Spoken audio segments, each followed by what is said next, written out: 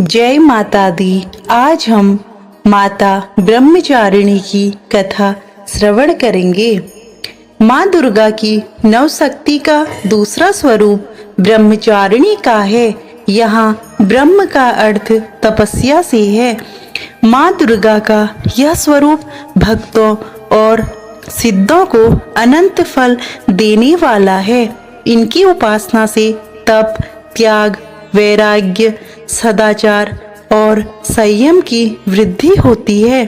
ब्रह्मचारिणी का अर्थ तप की चारिणी यानी तप का आचरण करने वाली। देवी का यह रूप पूर्ण ज्योतिर्मय और अत्यंत भव्य है। इस देवी के दाएं हाथ में जप की माला है और बाएं हाथ में यह कमंडल धारण किए है।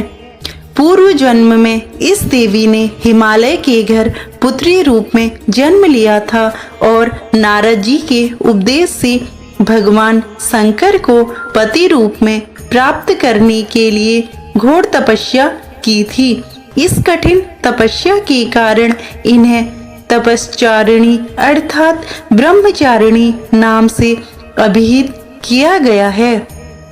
1000 वर्ष तक इन्होंने केवल फल फूल खाकर बिताए और 100 वर्षों तक केवल जमीन पर रहकर साग पर निर्वाह किया।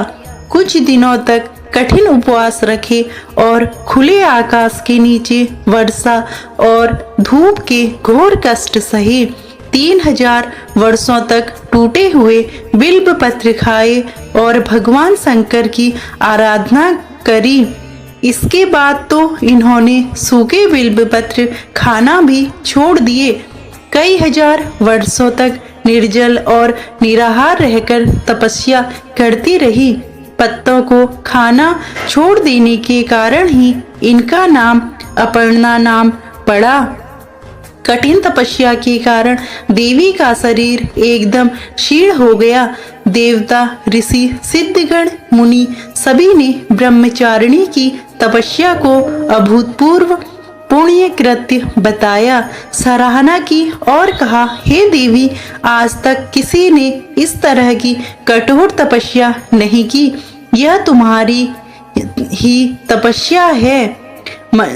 तुम्हारी तपस्या यह तुम्ही से ही संभव थी। तुम्हारी मनोकामना परिपूर्ण होगी और भगवान चंद्रमौली शिवजी तुम्हें पति रूप में प्राप्त होंगे। अब तपस्या छोड़कर घर लौट जाओ। जल्द ही तुम्हारे पिता तुम्हें बुलाने आ रहे हैं। इस देवी की कथा का सार यह है कि जीवन के कठिन संघर्षों में भी मन विचलित नहीं होना चाहिए। माँ ब्रह्मचारिणी देवी की कृपा से सर्व सिद्धि प्राप्त होती है। दुर्गा पूजा के दूसरे दिन देवी की इसी स्वरूप की उपासना की जाती है।